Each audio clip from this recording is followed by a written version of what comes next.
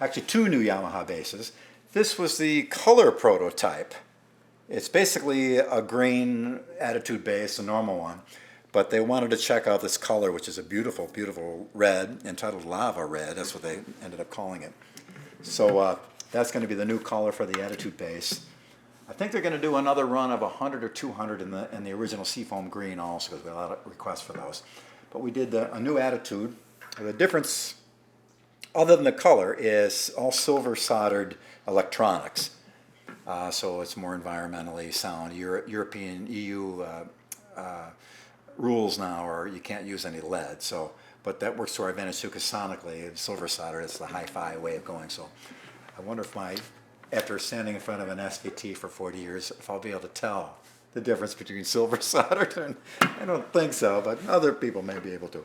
And it's got my signature on it somewhere too. So if you get some nail polish remover, you can sandpaper, you can get it right off there if you don't want it there, no problem. But it's basically the same thing, but new color. And then there's also a BB series bass, which was the original Yamaha bass model they had gotten for me when I first began with Yamaha. Over almost 20, a little over 20 years ago when I first started with them. When I first came to LA, that's the first bass they had made for me. It was a BB series. That was the one I had on the cover of Guitar Player magazine and stuff, so it's pretty cool. So they made a version of that in red, also in black. And the new Attitude also comes in black too. So, but it'll be another run of the Attitude series, which is basically, for anybody who doesn't know, it's pretty much a clone and a copy of my original P bass, which has a 68 Telecaster neck on it, so it's a nice big fat, a lot of wood, a lot of sustain. It's got the hipshot D tuner on there like my original P bass had. Scallops here for a little, so you can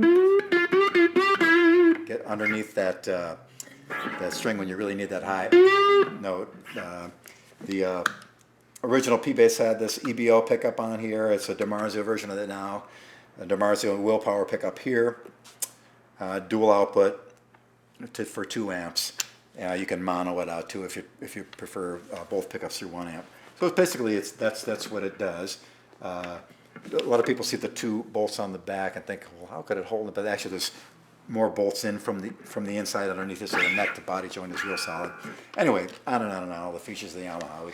I'll have that on the website at some point. But yeah, they're coming out, and I'll be doing a bunch of clinics this year in support of letting everyone see the new bass.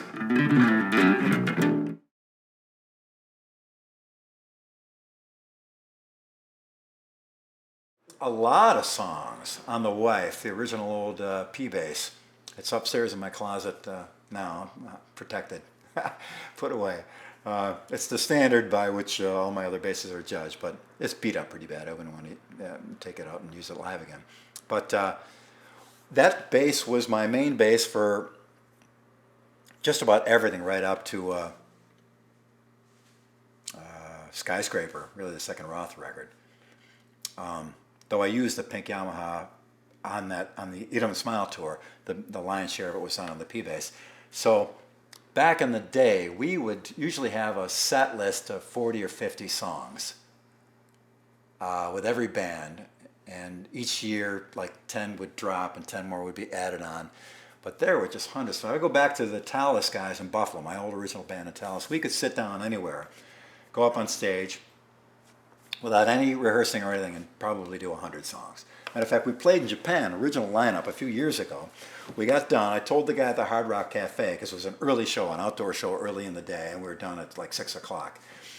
And, doing the whole original thing, the old original Talus show.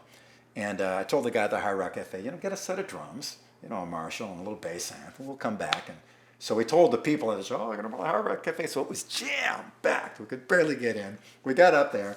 I just started playing.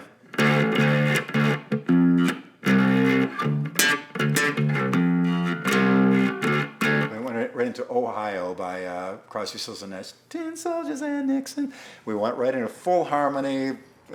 Then we started doing just Crosby, Stills and Nash, more Crosby, Stills and Nash, then Three Dog Night, then Beatles, then Stones, and Kings, and Grand Funk Railroad for days. It was about, I don't even know when they made a stop. But it was way into 2 or 3 in the morning. We went all night long. And so to answer your question, got hundreds of songs. Different songs have been played on that thing. And a lot of wear and tear. I mean, all the original wear on that original P bass is all the real thing. Like a lot of guys, it was funny, a lot of guys after I started playing around were sanding their basses down and stripping the finish and stuff, but all that came from just sweat dripping off my chin, hitting the thing and bubbling up, and it came apart. I actually had to take black spray paint a couple times and repaint it because the bare wood was picking up so much moisture. Then that would wear off again too. So it's probably a pretty salty bass too after all the sweat that's been on it. A lot of songs, a lot of history on that bass.